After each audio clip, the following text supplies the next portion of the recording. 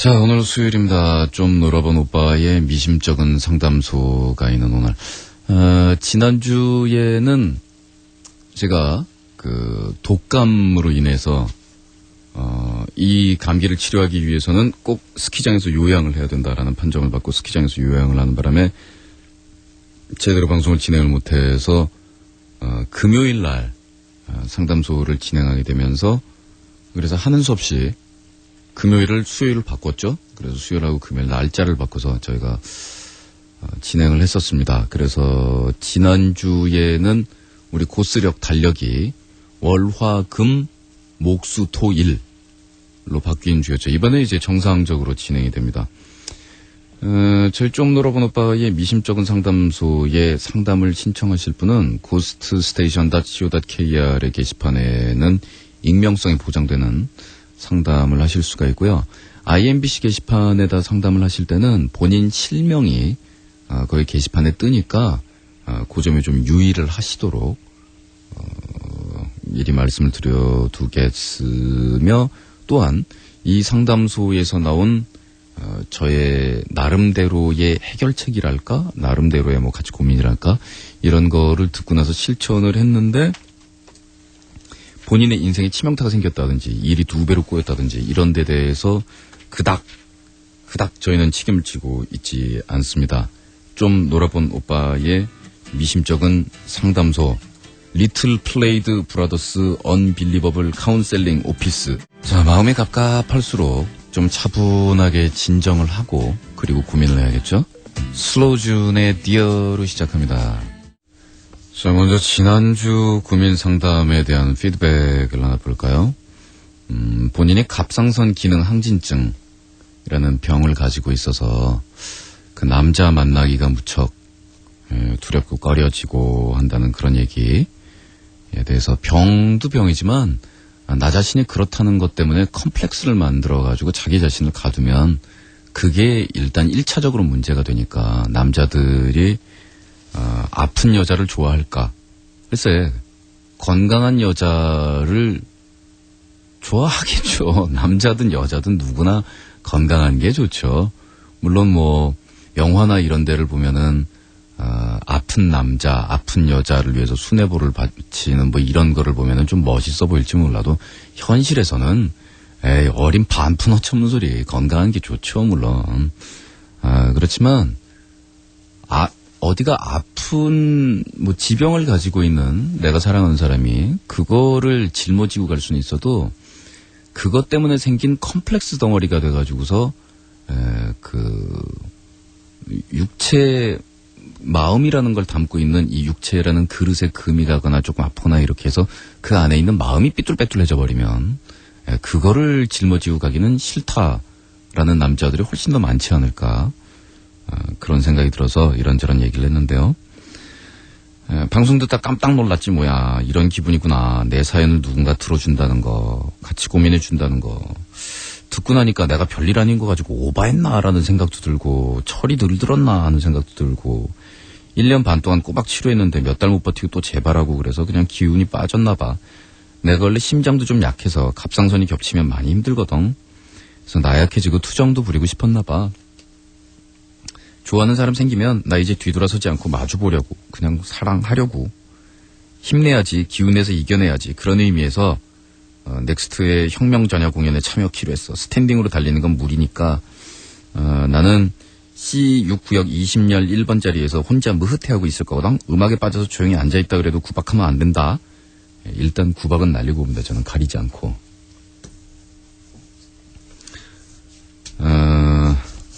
그리고 앉아있다고 해도, 또 일어서서 뛰지 못한다고 해도 이 얼굴 표정, 격렬한 얼굴 근육의 이 움직임, 이런 거 감안하여 구박할 거 합니다. 장애인석에 계신 분들한테도 구박할 건 다 하는데요, 뭐. 안전요원들하고 장애인 안내요원들도 배치되어 있으니까 몸 불편하신 분들도 공연 편하게 보실 수 있게 여러 가지로 준비하고 있으니까 개의치 말고 오세요. 근데 공연장 시스템상 장애인석으로 배치할 수 있는 휠체어 이동 통로하고 이런 데라고 하고 그 위치, 계단 뭐 이런 거를 따져봤을 때의 공연장 전체에서 보는 위치가 썩 그렇게 좋은 위치는 아니에요. 그래서 장애인 여러분들한테는 좀 중간 센터 이런 좋은 자리들을 이렇게 빼드리고 싶은데 여러 가지 사정상 자리가 그렇게 배치가 됐어요. 그러니까 장애인석이 그렇게 배치가 되어 있는 거는 일부러 찬밥 제가 주려고 그러는 게 아니고 이 극장 공연 설계하고 이런 게 그렇게 돼 있어가지고 그렇게 된 거니까 서운해하지 마시고요. 나도 그 병인데 난 그다지 아무렇지도 않은 5살 때부터 지금까지 불편한 거 못 느끼겠던데 심장은 진짜 빨리 뛴다. 반팔 티 입고 있으면 뛰는 게 막 보일 지경이야. 근데 금방금방 피곤해지고 그런데 난 그다지 불편한 거 못 느껴. 조그만 알약 하나씩 먹고 너무 오래돼서 적응해서 그런가. 네, 정신병원 탈출기가 보내는데요. 잘 적응하고 계신 듯 하네요. 뭐 살다 보면 그냥 그러고 살게 돼 있는걸요. 사실 앵간 희한한 거 다 달고 있잖아요. 저 다한증도 있잖아요. 손에서 땀이 얼마나 많이 나냐면 공연하고 나서 제가 서 있던 포지션 자리를 보면은 바닥이 흰색이에요. 손에서 땀이 떨어지는데 이게 이제 조명이 때리니까 이게 말라붙잖아요. 그러면 소금이 돼가지고 하얗게 소금이 되는 거예요. 저는 생애 첫 무대를 그래서 잊지를 못하는데 저기 강북의 모처에 있는 무슨 기관 어쩌고 공연 행사장이었는데 공연 끝나고 났는데 내 기타 이펙터랑 이런 게 흰색의 뭔가 이물질로 뒤덮여 있더라고. 그래가지고 뭐야 어떤 놈이 이상한 거 내 장비 위에 뿌렸어 그러면 막 화를 내는데 알고 봤더니 내 손에서 줄줄줄줄 떨어진 땀이 조명을 받아가지고서 소금이 돼가지고 그 위가 하얗게 덮여있는 거죠. 그러니까 매번 공연 끝나고 나면 나는 그 기타 이펙터들을 집에 가지고 가서 다 분해해가지고 다 닦아내. 야 정말 기타 포기하고 싶더라고요. 너무 공연할 땐 재밌는데 그 분해해가지고 닦을 때 그 기분 좀 생각해봐요. 근데 살면서 익숙해지더라고요. 바지에다 쓱쓱 닦으면서 하는 건데 그러니까 모든 바지가 허벅지있는데 항상 까맣잖아요. 나는 눈이 무지 나빠. 선천적으로 안구 모양이 다른 사람하고 다르대. 그래서 망막에 초점이 맞춰지지가 않는데 그래서 눈 시력이 마이너스 15, 마이너스 17인데 글쎄 이렇게 나빠지다가는 20대 중반쯤에서는 완전 실명할 수도 있다는 생각이 실명할 수도 있다더라. 근데 내 생각에 어차피 60년쯤 넘게 끽 살다 죽을 거 몸 기능들 다 써버리고 죽자 이거야. 그리고 눈 나빠서 좋은 게 나는 눈 시력이 0.5부터 마이너스 15까지 사람들이 보는 세상을 쓰는 그 안경에 따라서 다 볼 수 있어. 그러니까 좋잖아. 그리고 눈이 나빠서 밤에 거리를 안경을 벗고 보면 비게 이쁘다. 노란색, 빨간색 불빛들이 쫙 퍼져서 보이거든. 아무튼 눈이 나빠질수록 점점 더 이쁘게 보이는 것 같아. 얘기를 왜 썼냐면 그냥 그 어제 갑상선 어쩌가는 식으로 용기 가지라고. 아자. 예. 아이디를 이모티콘으로 정했기 때문에 제가 이거를 뭐라고 아이디를 읽을 수가 없습니다. 씨가 보낸 글이었다고 하겠네요. 글쎄 어떤 상황에든 긍정적인 면을 찾아내려고 하는 것 참 좋은 일인 것 같아요. 근데 이걸 뭉클한걸요. 그러면서 눈이 나쁘고 이 상태로 가면 20대 중반이 되면 실명할 수도 있지만 눈이 나빠지면 나빠질수록 흐릿해 보이는 그 풍경들은 점점 더 아름답게 비친다. 라는 문장은 참 묘한 마음속에 메아리를 남기네요. 뭐 남기운내라고 쓰신 글인데 예, 제가 왜 또 기분이 또 괜히 해골만 나는 쓰레기통은요. 난 말이지 지금 소아당뇨를 15년째 앓고 있어. 해골이 그러지 난 지금 처음 알았네요. 그리고 나도 갑상선이 있어. 한마디로 죽으란 말이지. 그래 힘들어. 몸도 피곤하고 아이 유전 당뇨는 태아 성별을 가리지 않고 엄마 당뇨면 아이도 유전될 가능성이 아주 높아. 무지하게.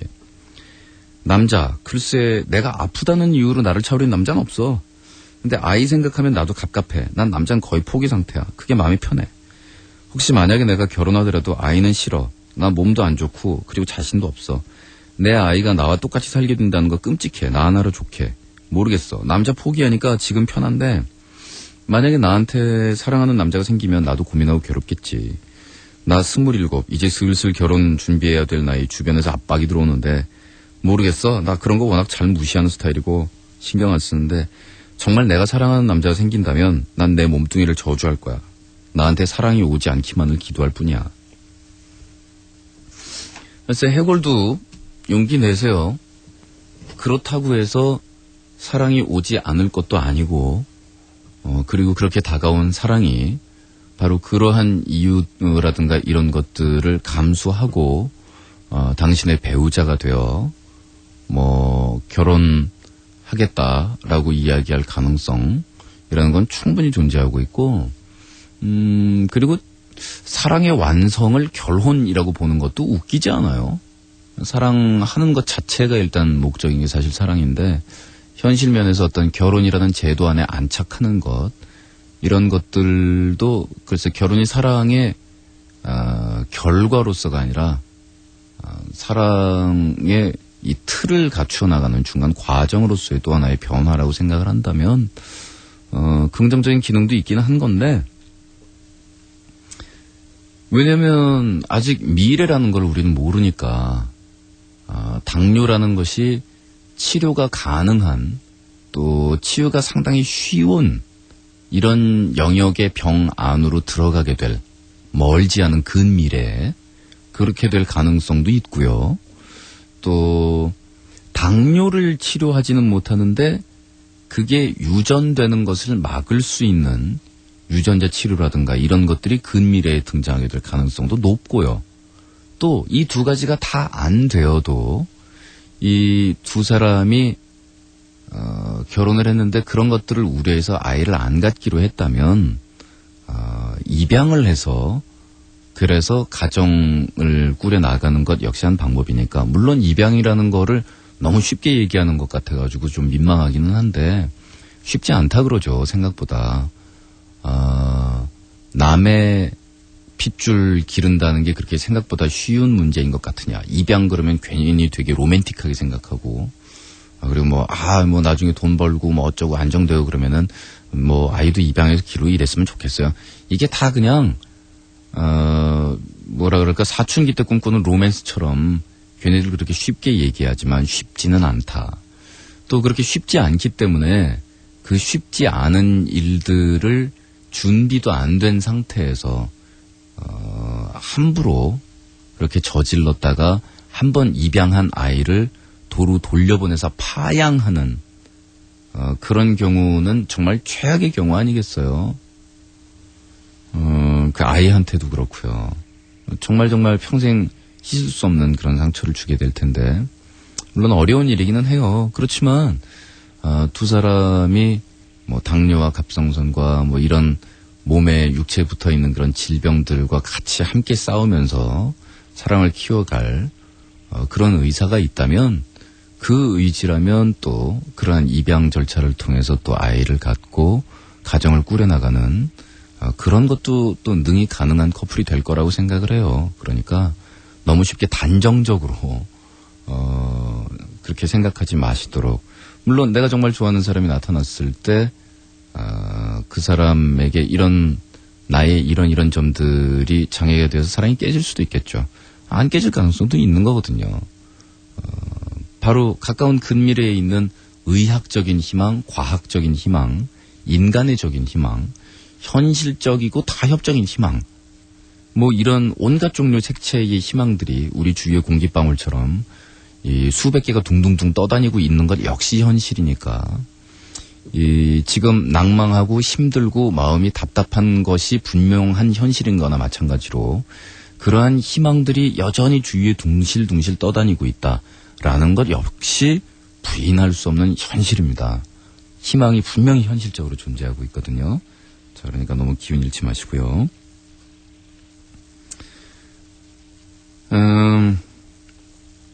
비행마녀가 보낸 글인데요. 나는 아직 결혼 같은 거 생각할 나이도 아니고 여자고 그러니까 남자가 아픈 여자 싫어하는지는 잘 모르겠는데 그거 통과하고 나중에 결혼해서 애 낳아도 애기한테 병 유전되면 미안하고 마음 아플 거라 그랬지. 내 얘기 잠시 들어보려고?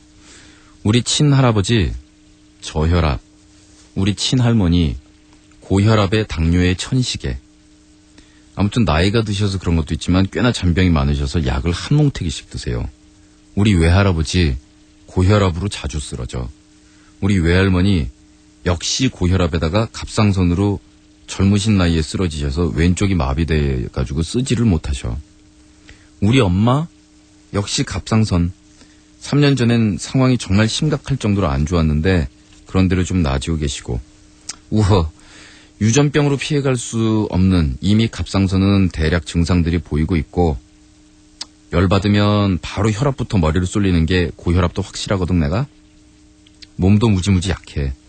내 동생도 몸 무지 약해서 낳자마자 폐렴에 인큐베이터 신세지고 요새는 그럭저럭 좀 건강해졌지만, 엄마 말로는 자기가 임신했을 때 너무 힘들어서 그런 거라고 하지만 전혀 엄마 탓이란 생각이 안 들고 그냥 내 팔자지라는 생각이랄까? 아니, 더 정확히는 그냥 아픈가 보다 하고 그냥 웃지우지 뭐 누굴 탓하겠어. 아니, 뭐 그렇다고 마음 말대로 너무 컴플렉스 갖지 말라고. 힘내숑. 그래요. 너무 힘들고 그럴 때 아이가 엄마, 아버지 원망하고 또 그렇지 않다고 해도 걔네들 모습 보면은 마음 아플 거라고 생각하지만 많이들 그러면서 버티고들 삽니다. 또 그러면서도 그러한 남들보다 건강치 않은 몸을 가지고도 나를 임신해서 투쟁하면서 낳아준 부모에게 오히려 고맙다라는 이야기를 하기도 하고. 막 나는 종합병원이야. 내 남친을 횟수로는 6년째 사귀고 있는데 장래 희망이 연봉 30억 받는 위치가 돼서 내 종합병원 틱한 몸을 다 고쳐주는 거야. 나 안 가본 병원이 성형외과밖에 없어. 물론 오늘 방송되신 분의 병보다 훨씬 생활하기에 편한 병들이긴 하지만 골골대고 댕겨요. 알레르기가 있어서 알레르기성 결막염이라 여름엔 눈 멀겋고, 건조증이라 수시로 눈물 보충해줘야 되고, 봄, 여름, 가을, 겨울 꽃가루 알레르기고, 하루 종일 서울을 헤매면 밤새 코가 막혀서 잠을 못 자. 땀 흘리면 온 피부가 빨개져서 피날 때까지 긁어야 되고, 감기에 남다른 애정이 있어서 1년에 6개월을 감기랑 동침을 해. 손이랑 입술은 건조해서 겨울은 내내 터서 지내고, 허리는 척추 이분증에 조금만 구부리고 있어서 뻐근하고, 또 있지, 여자들 한 달에 한 번 아픈 거. 그게 또 남달라요. 시작하면 완전히 알아누워. 약을 먹어야 잠을 잘 수 있어. 한 가지 불행한 거는 이게 다 병원에서 다 불치 판정을 받았어.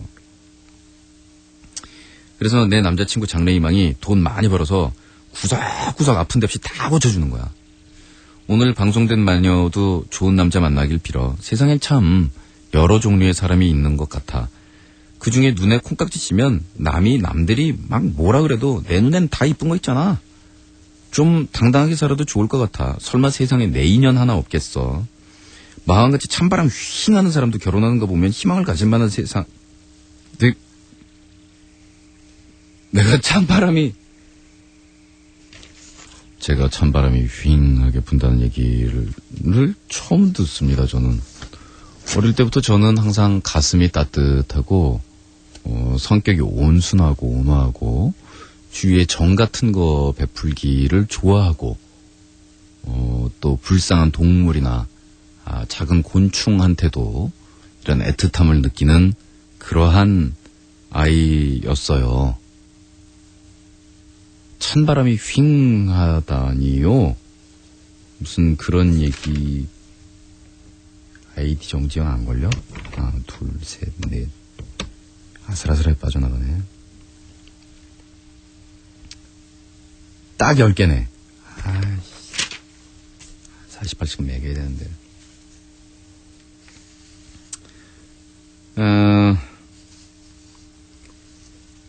안녕. 어이, 갑상선. 이런 글이었어요. 어이, 갑상선, 안녕. 난 22년째 당뇨라고 해. 어제 남자들이 아픈 여자 좋아하나? 라는 말. 나도 가끔 뱉어냈던 궁금했던 말. 귀가 솔깃. 아니나 달라 그 후 갑상선 얘기 들으면서 동질감도 느끼고 마왕 얘기 들으면서 내가 잘 살고 있다 라고 느꼈어. 마왕 얘기도 오라. 거기 말이지 우리는 인간이니까 한결같이 항상 똑같게 살 순 없어. 실은 나 같은 경우도 혈당에 신경 쏟고 살다 보면 주위 사람들이 곱게 안 보더라고. 솔직히 내 편에서는 일반 사람들을 자동인간이라고 지칭하는데 병을 가진 사람들은 정상인도 될 수 있고 환자도 될 수 있고 이런 거에도 일석이조란 말이 통하나? 아무튼 그래서 병이라는 거에 대해서 생각하게 되더라. 병, 에이즈나 당뇨, 갑상선 뭐 온갖 병이란 병들. 우리들만 환자가 아니고 외부로 지정된 병 외에 정신적인 병을 앓고 있는 사람들. 이 사람도 환자잖아. 그 이외 어찌 보면은 결벽증 같은 사람들도 병원에서 치료과를 둔 정식으로 공인받은 병이 아니기 때문에 희귀병이라고 볼 수 있다고 봐. 예. 글쎄요. 정식으로 공인받은 병이죠. 결벽증도. 예, 정신적으로. 눈에 보이는 병이나 눈에 보이지 않는 일상적인 불편함이나 형태만 다르지 다를 바가 없는 것 같아. 실은 나도 갑상선 자네처럼 그런 생각 안 하다가 나도 모르게 핸디캡으로 작용하고 작게 만들기도 하고 그리고 완전히 배제할 수 없는 거 맞아. 제정신이 신경 쓰인다는 말이 맞지. 남자친구가 없어서 외로울 때는 그 병을 돌보면서 외로움을 달랠 수 있는 색다름 그걸 즐기자고. 그리고 공개적으로 자동인간들한테 말하고 싶은 거는 자동인간이라 뭐 인슐린 같은 거 주사 안 해도 자동적으로 그게 돌아가는 인간들이요. 그래요. 정상인이라고 지칭하는 것보다는 니는 오토매틱으로 그 기능들이 다 이루어져서 좋겠다. 라고 자동인간이라고 호칭하는 것도 괜찮군요. 저 역시 자동인간 부류에 못 들어가는 사람이기 때문에 이 말 괜찮은걸요? 요즘은 많이 나아졌지만은 나 같은 경우에 당뇨병은 단 거 너무너무 좋아해서 걸리는 거라고 아는 사람이 많은데 그거 아니거든. 그리고 저혈당일 때는 단 것도 섭취해야 되기 때문에 당뇨 걸린 사람이 초콜릿 같은 거 먹는 거 이상한 게 아니라고. 난 전에 저혈당으로 고생할 때 사람들한테 마약했냐는 소리 듣기도 했는데 더 웃긴 건 그 전날 병원에서 피를 뽑아가지고 팔에 바늘구멍이 있었거든. 근데 그 다음날 저혈당으로 인천까지 갔던 거야. 그때 날 도와준 부부가 있었는데 마약한 거 아니면서 팔뚝을 잘 피는 거야. 바늘구멍을 보고서 막 오해를 하는데 그 와중에 나 설명을 하겠다고 안 움직이고 말도 제대로 안 나오는 그 와중에 그나마 자존심에 힘입어가지고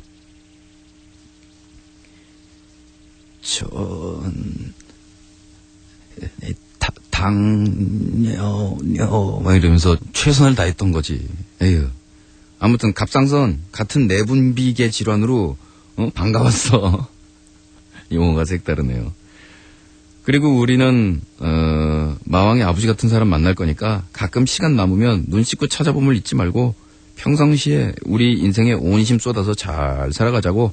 그러다 보면 만나겠지. 자주 봐. 22년 당뇨 씀. 우리 아버지요? 예. 내 말 하는데 고쳐가면서 사는 것도 내가 고쳐가면서 살 테니까 상관하지 말라고. 우리 엄마, 우리 아버지한테 들은 멘트 중에 제일 멋있는 딱 한마디였대. 그 이후로 다시는 나온 적 없대, 히트작이. 그래요. 네. 생각보다 주위에 보면은 이 지병이라고 불리는 그 뭔가를 줄줄줄 이렇게 달고 다니는 사람, 많습니다. 저만 해도 11개인가를 달고 사는데, 그래도 너무너무 고마운 건 일상생활이나 음악이나 이런 데다가 치명타를 주지 않는 병이라는 거. 그래서 군대에 갈 때는 참 원망스럽습니다. 이게 치명타가 오는 게 한 가지가 있어야 면제인데, 치명타까지는 안 가는 애들이 쫙 줄 서 있는 거 그건 면제가 아니구나. 그래서, 야씨. 이 중에 뭐를 하나를 들어도 무조건 방인데, 방위가 될 수 있는 건 막 10매까지 갖고 있는데, 면제는 안 되는 거야. 그래요, 뭐, 저는 사나이라면 마땅히 태어나서 군대에 꼭 가서 기왕이면 해병대에 지원해야 된다. 이런 부류의 인간은 아니었어요. 별로 부끄럽지 않은데? 국가에서 내 몸이 해당되는 등급이어서 오라 그러면 가서, 일빵빵 뛰는 거고, 아니면은 뭐, 너는 몸이 좀 부실하니, 딴 데다가 써먹을 테니, 딴 데 가서 그만큼 대신 갚아라 그러면 갚는 거고, 그냥 그런 식으로 생각한 거였죠. 근데 그건 치명적인 정말 음악을 수행하지 못하는 그런 종류의 병이라든가 저로서는 그런 게 아니라는 거에 대해서 그냥 감사하게 생각을 하고 그리고 집사람하고 병원 다니면서도 그래요. 제가 아파서 갈 때도 있고 집사람 아파서 갈 때도 있고 그런데 집사람이라는 말은 그다지 좋은 말은 아니지. 호칭이. 마누라랑 병원 가면 말이에요. 전에 한번 그랬다고요. 병원 문을 이렇게 들어가는데 한 여자분이 정말로 넋이 나갔다라는 표현법이 있잖아요. 넋, 혼백, 영혼. 넋이 나갔다라는 표현이 정말로 어울리는 완전히 풀린 얼굴 표정으로 병원 문을 열고서 이 표현들이 정말 정확할 거예요. 넋이 나간 표정으로 휘비적 무너질 듯 몇 걸음을 걷다가 자리에 주저앉는데 주저앉는 것도 내가 다리 근육을 움직여서 에잇 앉아야지 하나 둘 셋 하고 앉는 게 아니라 완전히 힘이 풀려서 푸석 주저앉는 거 있죠? 푸석 주저앉으면서 얼굴을 손으로 감싸면서 고개를 푹 수그리더라고요. 근데 분위기만으로 느껴지는 그런 게 있잖아요. 무슨 일이었을까? 본인이 어떤 병이라는 치명적인 진단을 받았거나 아니면은 뭐 어머니나 아버지나 가족이나 되게 사랑하는 사람이 에 대한 어떤 결정적인 얘기를 들었거나 하여간 보이는 단어, 눈에 들어오는 단어는 절망이라는 것이었어요. 그러면서 자리에 주저앉아서 얼굴을 손으로 감싸주고 있는데 이거는 괜찮습니까? 그러고 옆에 가서 뭐 위로를 하거나 뭐 이렇게 어깨를 두드릴 이런 분위기도 아니고 무슨 일인데요? 라고 물어볼 계제도 아니고 정말 뭐 어떻게 할 수도 없는 거고 그러면서 마누라랑 손잡고 옆으로 이렇게 비켜가지고 이렇게 옆으로 돌아가는 게 뭐 그 분을 꺼려가지고 그런 게 아니라 너무 미안한 거야. 거기다가 손잡고 뿔뿔뿔 걸어갈 수 있는 이 둘이서 그 옆을 지나간다는 게 지나가면서 뭐 어차피 올해 병원에 20번은 더 와야 될 것 같은데 이런저런 다른 사연으로 요번이 3번째니까 17번 남았다. 저분 봐라. 우리는 짜증내지 말고 화내지 말고 지치지 말고 그냥 어떠한 종류의 잔병이나 후유증 같은 게 와도 그냥 우리는 그냥 실실 웃으면서 다녀야지. 저기 쟤도 보라고 애긴데 지금 방사능 치료받아가지고 머리카락 다 빠져가지고 그러면서도 저렇게 웃고 애들하고 옆에 애들하고 장난치고 이 병원에 있는 병으로 고통받고 있는 이 병원에 있는 그러니까 뭐 의사나 간호사나 거기 뭐 의료보조원 일하는 분들이나 이분들 말고 이 환자들 사이에서 우리의 등급을 보라고. 구 쪽으로 절반을 훨씬 넘어서는 우리는 웃을 수 있는 처지 아니냐. 그런 생각을 했어요. 병원 가서 병원 복도에 앉아서 정말로 우리나라 또 종합병원 아우성판이잖아요. 사람 많고 북적북적하고 그 병에 고통받고 그리고 더 심한 경우, 더 고통스러운 경우 막 이런 경우들을 보고 나면 에휴 나는 어디 가서 명함 내리면 안 돼. 이런 생각이 나곤 하는데 그리고 지금 뭐 방송 들으시면서 여러 가지 병을 가지고 계신 분들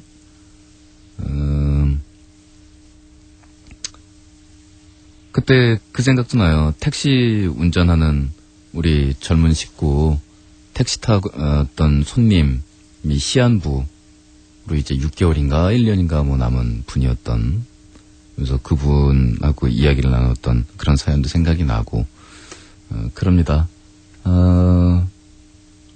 산 사람은 살아야죠. 그리고 사는 날까지는 살아야죠. 그리고 어떠한 질병이든 아니면 뭐든 그걸 우리가 핸디캡으로 이렇게 달고 살지만 우리를 그냥 내버려 두기에는 너무나 특출난 인간들이라서 핸디캡을 하나씩 달아놓은 걸로 생각하죠, 뭐.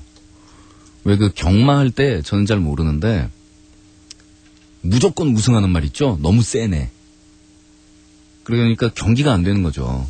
뭐 100번 돌면 100번 우승을 하니까. 그럴 경우에 이제 핸디캡을 달더라고요. 그래서 말에다가 짐을 더 실어서 무게를 무겁게 해가지고서 점점점 무거운 짐을 달아가지고 다른 말들하고 이제 속도를 붙여야 그래야 이제 뭐 경쟁도 되고 배당도 하고 사람들이 도박도 걸고 그러니까 그런 건데 어떻게 보면은 그것을 이겨낼 만한 의지와 그리고 미래와 희망을 어떠한 상황에서도 찾아낼 수 있는 그런 눈을 가진 사람들이기에 핸디캡을 달아주었다. 그래서 우리는 우리 발에 달린 이 모래주머니를 달고 이렇게 오늘 인생을 그래도 휘비적 계속 뛰면서 살고 있노라. 그렇게 얘기하지요, 뭐. 노브레인의 넌 내게 반했어 그리고 하이스쿨 센세이션의 러브레터 두 곡 보내드렸습니다. 자, 힘들 내시라고 발랄한 노래로 보내드렸고 이제 이번 주의 상담을 시작을 해보는데 뭐 그렇게 무지하게 안 심각한 걸로 좀 시작을 해보고 싶은데 상담은 나름대로 다 심각해요. 자기는 다 심각한 거거든요, 이게. 망, 어제 본좌의 동생을 패버렸다네. 아, 현재 대학 가려고 준비 중인 고3 수험생이라네. 쩝, 동생은 고등학교 1학년이고 말이야. 어떻게 그렇게 됐냐면 내 동생이 안경이 망가졌다 그래가지고 안경을 맞추기로 했어. 엄마는 급한 사정으로 나가질 못하지. 그래서 내가 나가기로 했어. 학교도 안 나가는 내가 이거저거 준비하고 나가다가 보니까 어라? 카드도 없네? 그래서 이놈 기다릴 텐데 그러면서 마치 박찬호의 강속구처럼 집으로 막 뛰어가서 이제 카드를 집었어. 그래 집고 나서 품 안에 간직을 하고 다시 질주를 했지. 그런데 숨을 헐떡이면서 와보니까 이놈이 없는 거라. 어디 갔나 싶어서 여기를 뒤져보는데 핸드폰이 울리는 거야. 이놈이 집에 와버렸다는 어머님의 말씀이야. 막 죽어버린 핸드폰 대신에 공중전화 앞으로 달려가서 전화 받은 동생한테 고함을 질렀지. 야 이놈아! 그러고 막 어쩌고저쩌고 그러는데 동생이 말이야. 어쩌고저쩌고 그러면서 대드는 거야. 그래서 집에 가서 보자 그러고 대들면서 씩씩거리면서 다시 한번 역주를. 집에 와보니까 글쎄 아버지 친구분이 계셔가지고 냅뒀다 일단 분노를 사기면서 아버지 친구분이 가시고 그러니까 동생 때문에 동생 안경 맞춰주러 나가는데 타이밍이 안 맞아서 뻘짓했다는 거 아니에요. 동생 때문에. 그래서 열받았다. 이놈이 하는 말을 들어보니까 가관인 거야. 맞짱 뜰까? 막 이러는 거 있지. 와, 스팀 올라오는 거야. 그래서 내가, 그래, 맞짱 뜰까? 그랬더니, 무기를 들고 맞짱을 뜨자는 둥, 이게 제정신이 아니야. 그래서 스팀이 극에 달해가서 컴퓨터 앞에서 내 동생 안경을 벗기고 그냥 1, 2, 3 부모님 면전에서 말이야. 나 미친 것 같아. 가로 열고. 동생은 삐져서 방에 들어가고, 나도 방에 처박히고, 오늘 2시쯤에 내 동생 방에 들어가 보니까 편지가 있는 거야. 사춘기 시절 어려움을 적어놓고 조금 서운하다는. 내 동생 생일은 4일이었거든. 추신으로 선물 고맙다고. 울렁했다. 괜히 이거 술 먹고 팬 거 아닌지. 내 동생 얼굴을 보니까 부어있네. 학교 가야 되는데 걱정되는 거야. 아후 참 어찌해야 될지 마음 도와줘. 내 동생하고 나 어떻게 풀어야 되지?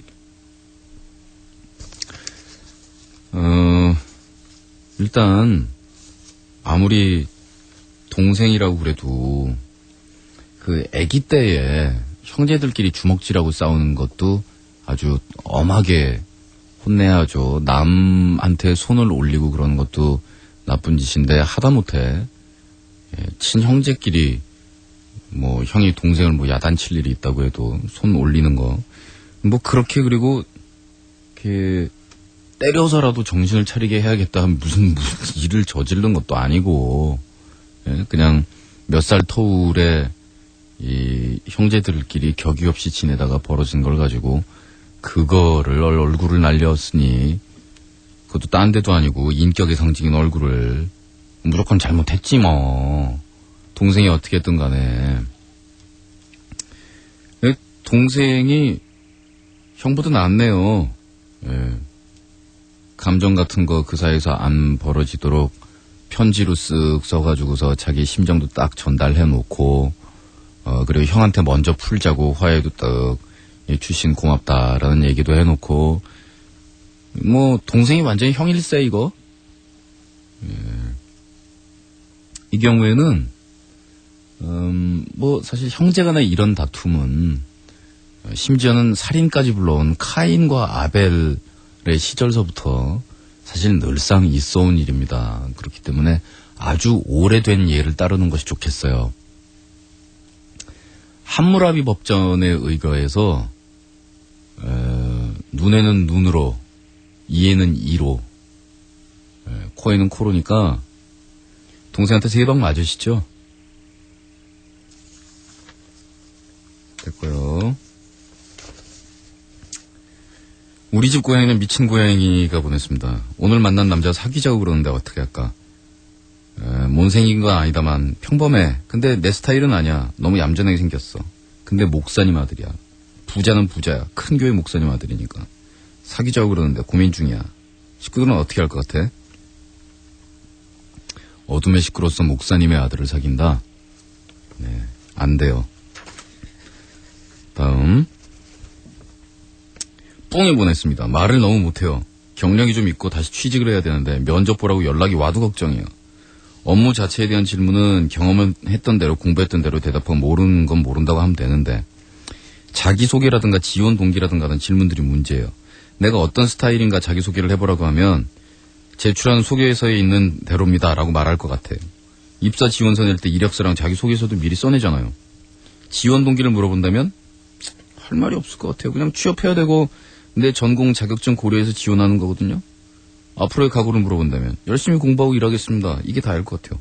솔직히 나는 더 대답할 게 없고 더 필요하다는 생각도 잘 안 들지만 그래선 취업하기 어려울 것 같고 면접에서 이런 질문에 나는 생각하지 못한 근거를 들면서 대답을 잘하는 사람이 있다면 그 사람은 적어도 그 한 가지에서만은 나보다 나은 능력을 가지는 것이라는 생각도 들고 어떻게 하면 생각을 더 풍성하게 하고 말을 더 잘할 수 있을까요?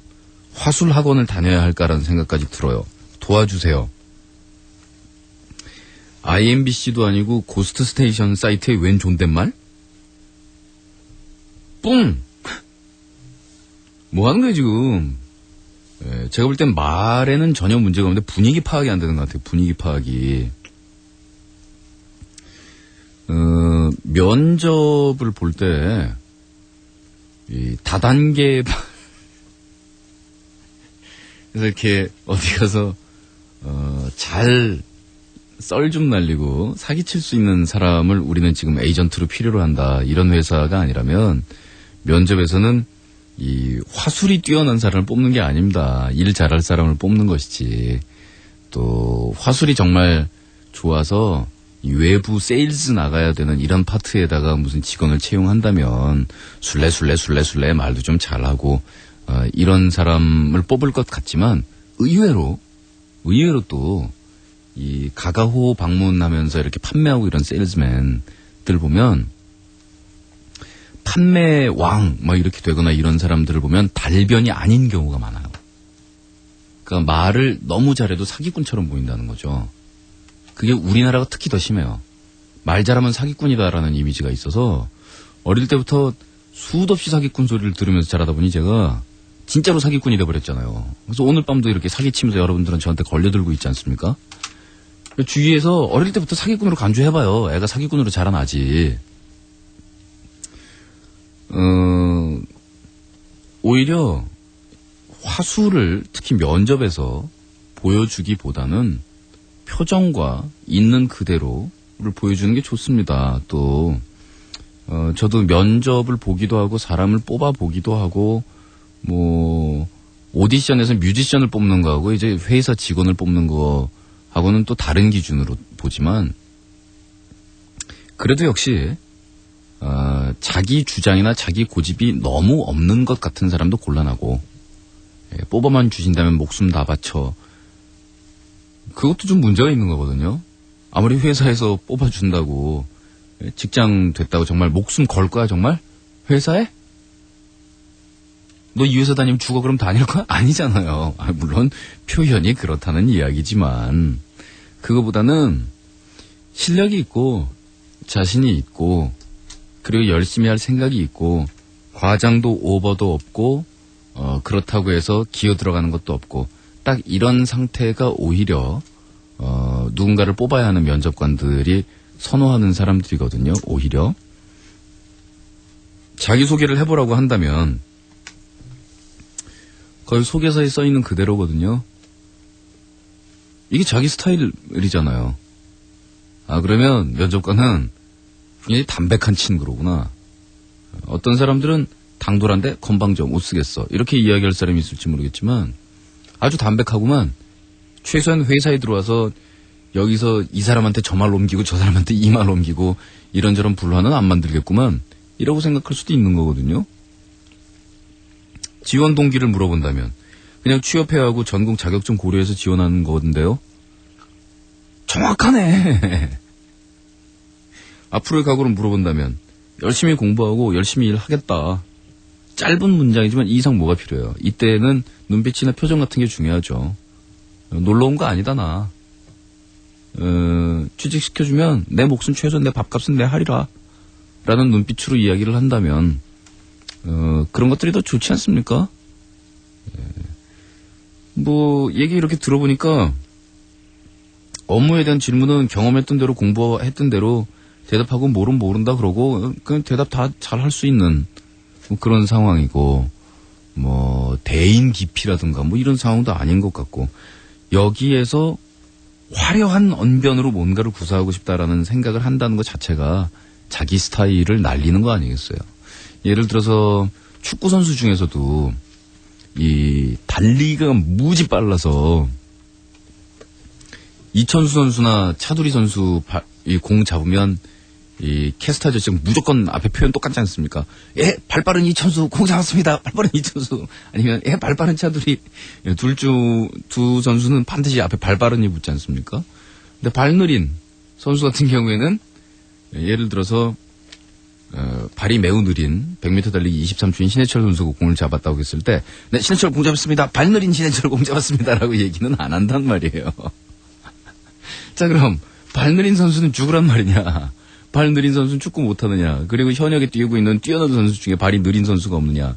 아니지 않습니까? 발이 느린 선수는 물론 자기 동작이 빨라지도록 열심히 연습을 합니다만 타고난 스피드 극복되지 않는 것은 이제 예측 플레이를 하죠. 공이 어디로 올 것이고 분명히 이런 지점에서 이런 상황이 발생할 것이고 하는 그런 경험이 쌓여가는 것들을 노련하게 축적을 해나가면서 그 판단력, 일단 발이 느린 대신에 판단을 상대 선수보다 한 템포 먼저 판단해서 먼저 움직이기 시작하죠. 그러니까 자기 스타일에 맞는 그런 선수가 되는 게 성공하는 것처럼 보아하니 담백하게 진솔하게 끊어 말하는 그런 타입인 것 같은데 그 화술도 나름대로의 위력을 가지고 있고 나름대로의 가치를 가지고 있는 화술입니다.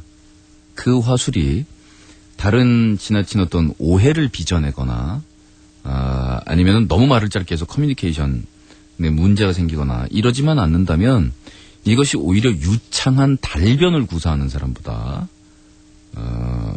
더 위력을 가질 수도 있는 일이니까 생각을 더 풍성하게 하고 말을 더 잘하고 싶다라는 욕망을 가지는 것은 중요한데 그것도 물론 좋은 일이기는 한데 그건 이제 평소에 달려있다 라는 생각이 듭니다. 평소에 내가 아닌 남의 말을 얼마나 많이 들었느냐가 중요합니다.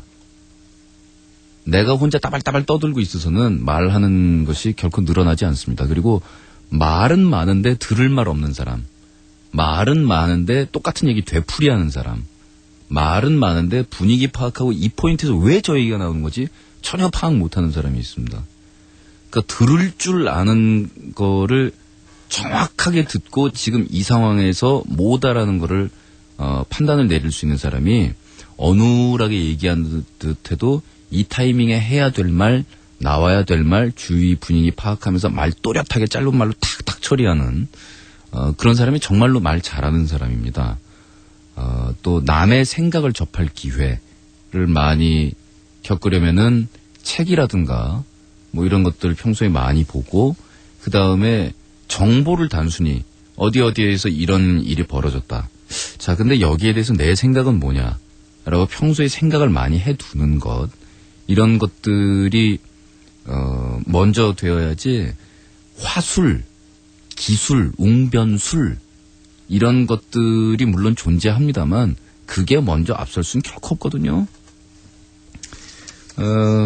자기 타입에 맞는, 자기 성격에 맞는 화술을 개발하시도록 또 자기의 장점을 살릴 수 있는, 그래가지고 지금의 담백하고, 무게 있어 보이는 태도를 버리고 따발총을 쏘려고 막 옆에서 이제 김제동 어록 쫙 프린트 해가지고서 막 연락 읽어보고, 김제동 어록 보세요. 무슨 수십 페이지의 글로 돼 있는 말 아니지 않습니까? 그것도 단타 아닙니까? 딱딱 때리는. 뭐 그런 걸로 생각을 하시면 되겠네요.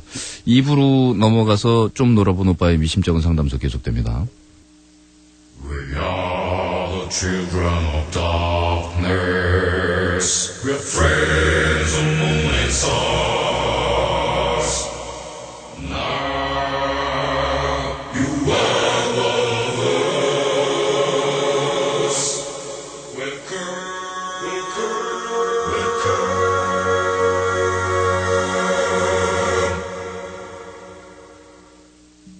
네, 들으신 노래 Every Single Day의 노래를 들었습니다. 좀 놀아본 오빠의 미심쩍은 상담소 Little Played Brothers Unbelievable Counseling Office를 시작은 아까 했고, 네, 2부로 들어왔습니다. DD가 보낸 그래요. 난 엄마랑 둘이 살아. 아빠는 해외에서 일을 하시고 동생은 기숙사에 있기 때문이지. 근데 우리 엄마는 지독한 결벽증 환자야. 어릴 때부터 나랑 내 동생은 엄마의 결벽증 때문에 너무 많은 걸 희생하면서 살았어. 외출하면 반드시 곧바로 화장실 가서 씻어야 되고 신발 신은 발로 방에 들어가 본 적 없어. 그래서 난 친구들을 집에 데려온 적이 한 번도 없고 친구가 전화로 잠깐 집 앞에서 보자고 그래도 핑계를 대면서 나가질 못해요. 이건 정말 비정상적인 삶이지 않냐?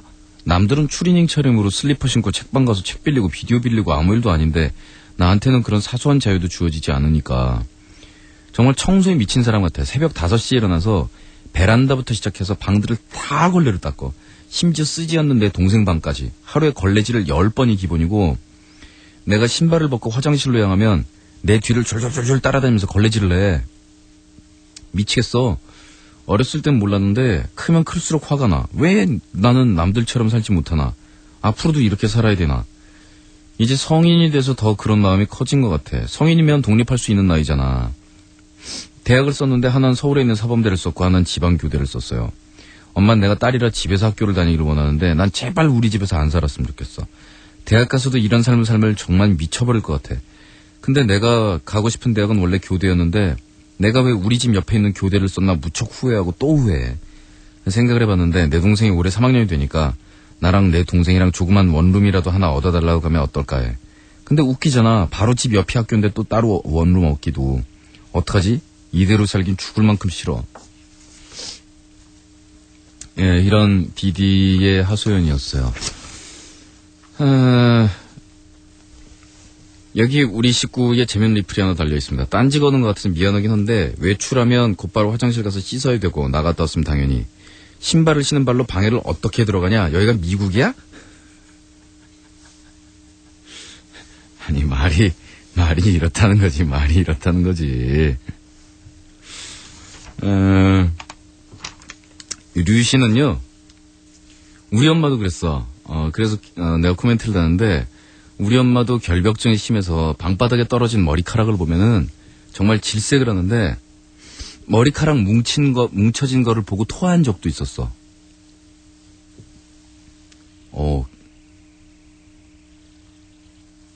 뒤로 보이긴 뒤로 보이잖아. 근데 난 고등학교 올라갈 때까지 그런 엄마의 모습이 너무 싫고 불만이었거든.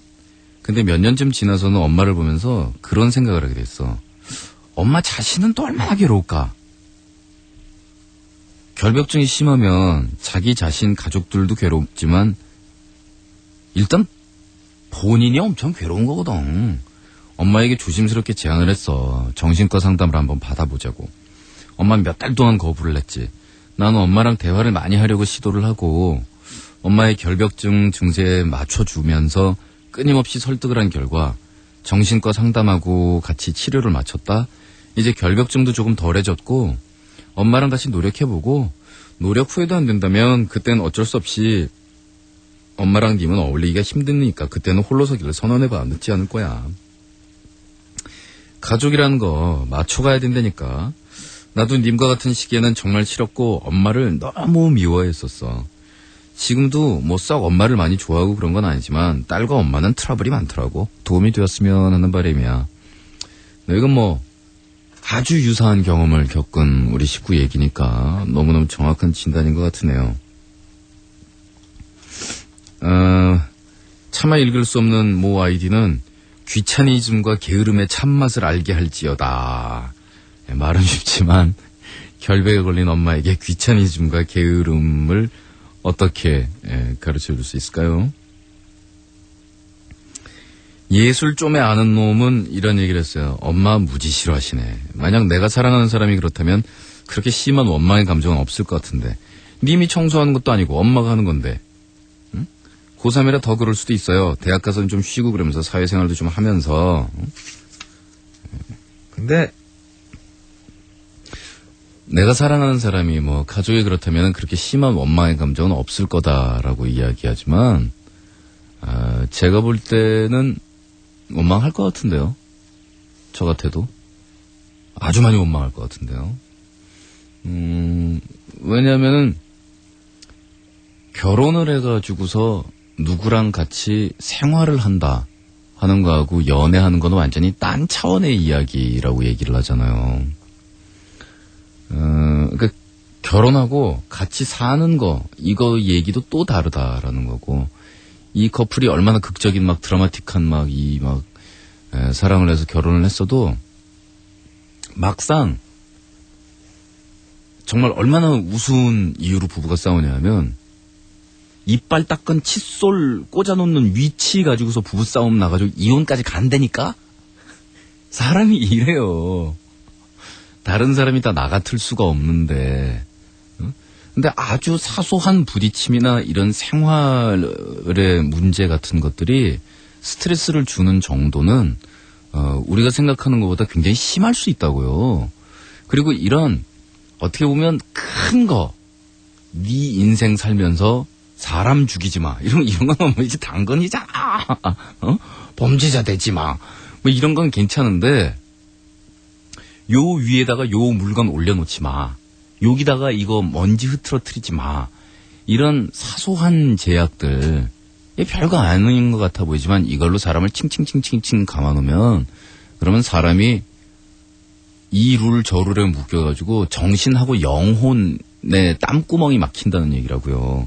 이 피부에 숨구멍이 막히면 피부가 숨을 못 쉬면 사람 피부 중에 사람이 폐로 입으로 숨 쉬는 것 같지만 피부 중에서 일정 퍼센트 이상이 그 숨 쉬는 기능을 상실하면 그럼 죽잖아요.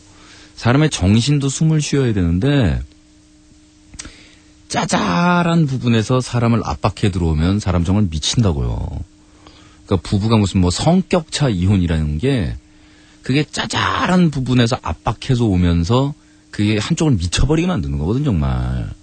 근데 가족이라는 거는 그런 선택권도 없어요. 무슨 뭐 호적을 파 뭐 이런 것도 아니잖아요. 근데 어릴 때는 다른 집도 이런가 보다 그리고 그냥 그러고서 살았는데 자라면서 보니까 그런 게 아닌 것 같고 이제 머리는 커가는데 나도 내 생활 내 공간 왜 어릴 때는 미주알 고주알 엄마한테 다 털어놓고 엄마하고 비밀 없고 또 무슨 일만 생기면 엄마 이렇게 찾지만 이게 머리가 크더니 언제부터 지방 문을 걸어 잠그네? 에?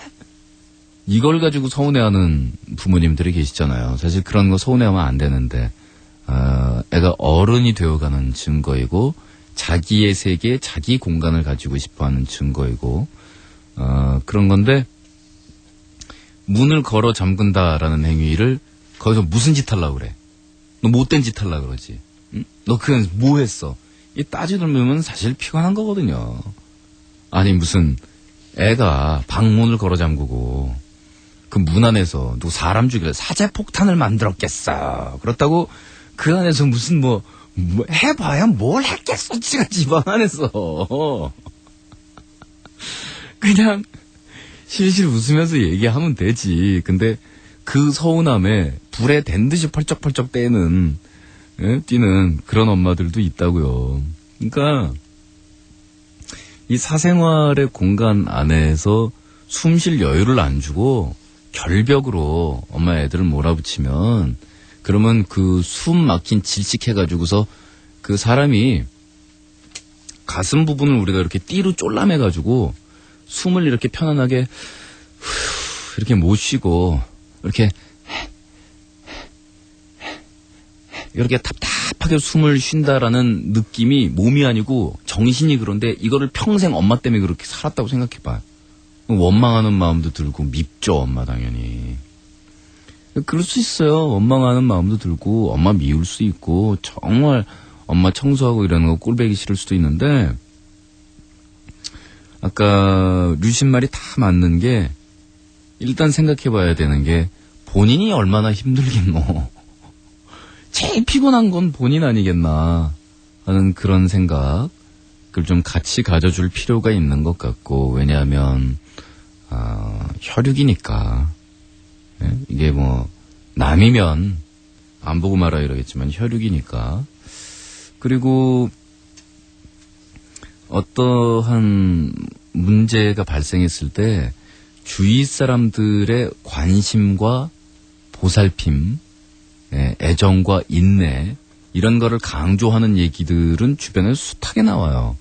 무슨 뭐 문제아가 뭐 어쩌고 뭐가 어쩌고 뭐 이런저런 무슨 뭐 범죄자 재활이 어쩌고 뭐 이런 얘기들만 나오면 전부 강조하는 게 주위의 관심과 애정과 격려와 보살핌 뭐 어쩌고 얘기하는데 저는 저희 상담소에서 갑자기 봉창 두드리는 소리를 가끔 하잖아요. 주위 사람의 무한한 인내와 애정과 관심보다 한 알의 알약이 중요할 수도 있어요. 진짜로. 네? 이 얘기가 이제 23,000 몇 번째지? 이 영혼이라는 게 정신이라는 게 육체라는 그릇 안에 담겨 있는 거기 때문에 어떻게 보면 결벽증이라는 것도 규명이 될지 모르죠. 이런 것들이 하나하나 규명되어져 가고 있잖아요. 그리고 이런 문제들이 의외로 육체적인 어떤 베이스에서 생기는 경우가 발견될 때마다 사실 우리 인간의 뇌에 대해서 정신에 대해서 알고 있는 부분은 현대의학이 알고 있는 부분은 아직까지도 대단히 미미하다고 해요. 그래서 계속 이런 것들이 이제 발견되어지고 있는데 상당히 많은 부분들이 과학적인 원인들이 밝혀졌잖아요. 예를 들면 간질 같은 병은 옛날에 우리가 의학이나 과학이나 이런 거에 무지했던 시절에는 몸 안에 귀신이 들어와서 무슨 뭐 홀령이 씌어서 그런 뭐 어떤 초자연적인 그런 현상이 일어나는 것 같다라는 그런 두려움이라든가 뭐 이런 걸로 보기도 했잖아요. 우리가 간단히 요즘에는 치료할 수 있는 간단히 항생제로 치료할 수 있는 그런 질병들 때문에 이 전 국가 인구의 몇십 %가 죽어나가기도 했잖아요, 옛날에는. 그런데 가령 결벽이라는 것도 나중에 이렇게 보면 유전적으로 어떤 특정한 사람들에게 있어서 뇌의 요 부분에서 나오는 요 호르몬 띠라삐라삐라랄라뿡의 수치가 남들의 1.5배 이상 될 때 결벽으로 가기 쉽다. 가능성 98%. 이럴 경우에 처방전 해가지고서 약값 8,000원 해가지고 알약 2알 투여 일주일에 2알씩 끝. 이렇게 되는 경우도 참 많거든요. 근데 지금 현실에서도 그러니까 정신과 상담이라는 것이 중요하다.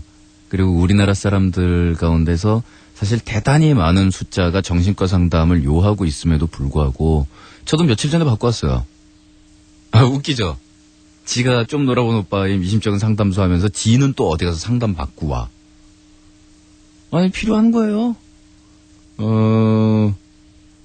중이 지 머리 못 깎는다고. 예, 그래서, 저 같은 경우에는 좀, 평소 징후보다 대단히 높게 자살 충동이 너무 세게 감지가 돼서 갔다 왔는데, 말하고 나니까 내가 되게 막 이렇게 사이코처럼 들리는데, 자기 마음속이나 심리적인 변화 같은 데서 이상 징후가 발견되면, 아무 병 없는데 병원에 그냥 자기가 건강하다는 걸 확인하기 위해서 365일 쫓아와서 의사를 괴롭히는, 선생님 정말 건강하세요, 돌아가세요, 막 이런 사람도 문제지만, 예민하게 체크해봐야 되는 부분이 있거든요. 내가 왜 이런 걸까? 예. 근데 그런 것들이 이제 어떤 초자연적인 아니면 심리적인 뭐 이런 것보다는 육체 내에서의 어떤 호르몬 분비 관계와 뭐 어쩌고 막 이런 거에 의해서 이런 것들이 벌어지고 또 그래서 전문적인 치료가 필요하고 이런 경우도 참 많이 발견이 됩니다. 가령 동성애 같은 경우에도 그것이 어떤 지금까지의 이론에 의하면 어렸을 때 아버지와 아들 간의 대립에 의해서 압박을 받게 되면은 남성성이라는 것 자체에 대해서 혐오를 가지게 되고 그럼으로 인해서 후천적인 요인으로 뭐 어쩌고 뭐 이런 식의 이론들만이 존재해왔지만 뇌와 과학 같은 것들이 발전하면서부터는 선천적으로 이것이 결정된다라는 이론도 굉장히 힘을 얻고 있습니다. 물론 모든 동성애자들이 다 그렇다는 것은 아닌데 이 해부를 해본 결과 이 동성애자들의 뇌의 특정 부위 부분에 뭐뭐뭐 기능을 하는 부분이 이성애자들에 비해서 3배 이상 비대한 이런 것들이 관찰됐다. 그러니까 뇌 구조 자체가 그러한 성향을 지니도록 선천적으로 타고났다는 거죠. 그러면서 이런 뇌는 왜 그렇다면 그러한 성향을 가지고 태어나게 되고 뭐 이런 것들이 이제 과학적으로 연구가 되죠. 그래서 여기서 지금 동성애의 뭐 선천설, 후천설에 대한 거를 논쟁을 짓자는 게 아니라 자, 이거를 가지고 끝도 없이 그냥 미워 따로 살 테야 뭐 이럴 것이 아니라 엄마도 좀 편해지고 딸내미도 좀 편해지고 그리고 따로 살더라도 엄마가 저렇게 결벽에 가깝게 들들들들 다니면서 청소를 하고 그러는 거는 우리 엄마 모습도 별로 행복해 보이지 않는다라는 생각이 들거들랑 엄마한테 도움의 손길을 좀 주는 게 좋겠죠. 뭐 물론 그런다고 해서 엄마가 귀차니즘과 게으름에 빠져서 이 원룸 얻어가지고 살다가 집에 들어가 보니까 완전 온 집안 쓰레기고 막 발 디딜 데 없고 막 섬에서 섬으로 점프해서 다녀야 되고 막 이 상태가 되면 그것도 괴로울 거예요. 그래서 괴로운데 약간 누그러뜨리는 조금만 좀 누그러지는 게 좋겠죠. 너무 결벽이 심한 경우에는. 예, 그걸 누그러뜨리는 거는 심리적인 어떤 요인을 찾아내는 상담 또 약물 복용 뭐 이런저런 방법을 통해서 어느 정도까지 일단 효과를 볼 수 있습니다. 그러니까 어머니하고 같이 상담이라든가 치료라든가 이 전문의의 상담과 치료를 받아보실 것을 정말 권하고 싶어요. 사실은 상당히 많은 부분의 상담, 저희한테 들어오는 상담 중에 상당히 많은 부분이 제가 할 얘기라고는 오로지 그거는 전문의한테 상담을 받고 그건 치료를 받으셔야 되는 부분이에요. 라고 얘기를 해야 되는 부분들이 참 많이 있습니다. 그런데 폐렴이면 큰일 났네요. 빨리 병원 가서 이렇게 얘기를 하는데 정신적인 그런 어떤 문제에 대해서는 너무들 민감하게 반응을 하고 그런 게 확 잘라 말하면은 자기 인생에 빨간 줄 간다고 생각하니까 그게 결코 그렇지 않은데요. 자 불퉁이가 보냈어요. 난 지금 장애인 생활시설에서 열심히 일하고 있는 일꾼이지. 그래서 고스 정규방송은 잘 듣지 못하고 틈나는 대로 지난 방송을 듣고 있어. 이거 장애인 생활시설에서 일한 지 벌써 4년이 다 돼가는군. 남들은 나한테 참 좋은 일 한다. 남들이 하기 힘들어하는 일을 하네. 라고 말을 하지만 내 여자친구의 부모님들은 참 그 좋은 일을 하긴 하는데 그거에서 우리 딸 먹여 살릴 수 있겠나 하시더군. 처음에는 나도 정말 내가 하고 싶은 일을 하면서 산다는 게 정말 행복하고 힘든 줄을 몰랐는데 결혼할 나이가 되고 힘든 일에 비해서 박봉에 시달리면서 차마 여친한테 결혼하자는 말도 못 꺼내고 있다.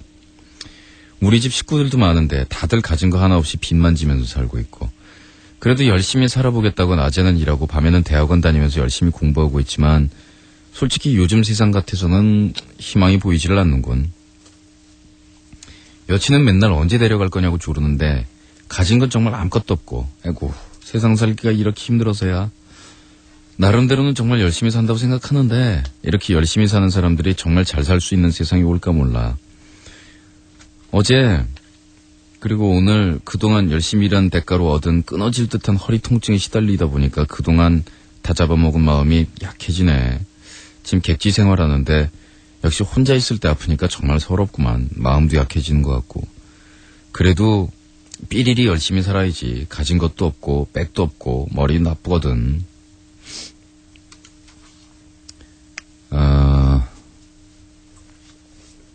가진 것도 없고 라고 말씀하시지만 장애인생활시설에서 4년 다 되어가게 일하면서 밤에는 대학원 다니면서 아픈 허리 부여잡으면서 객지에서 비록 서럽고 혼자 아플 때 객지에서 혼자 아플 때 진짜 서럽지. 아유, 그 진짜 서러운 건데 그런 생활을 4주 4개월도 아니고 4년 이상 해내오면서 열심히 살겠다 하는 의지를 가지고 있고 그리고 남들에게 비춰주어서 부끄럽지 않은 올바름을 가지고 있고 그리고 그런 남자친구 뻔히 그런 사정 알면서 결혼하겠다라는 여자친구라는 백이 있고 그리고 머리는 나쁜 게 좋죠. 우리나라에는 머리 좋은 놈들이 너무 많아서 일로 빼돌리고 절로 빼돌리고 이짓 저짓 해가지고 머리 좋은 애들이 이 각 사회에 다 권력 잡고 굴려온 그래서 만든 나라가 이 모양 이 꼴이 된 거니까 좋습니다. 여친은 맨날 언제 데려갈 거냐고 조르는데 이 사정 다 뻔히 알면서 그러는 거 아니에요. 그러니까 내가 가고 있는 길이 이런 스타일의 내 인생이라면 그렇다면 세상 모든 여자들이 다 결혼하면은 남자가 돈 팍팍 벌어서 호강하고 이런 생각을 할 거라고 생각하세요. 그리고 그런 사람이면 지금 불퉁이의 여자친구가 되지도 않았을 것이고 그리고 결혼하자 오빠 나 데리고 가라 라는 이야기도 하지 않을 텐데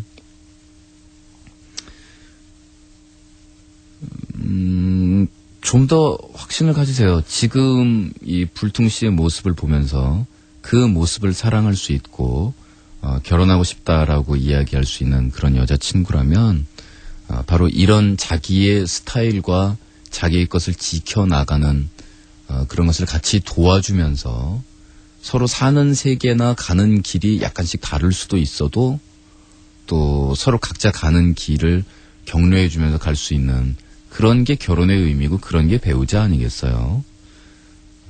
그렇다면 문제는 그거에서 내 딸 먹여 살릴 수 있게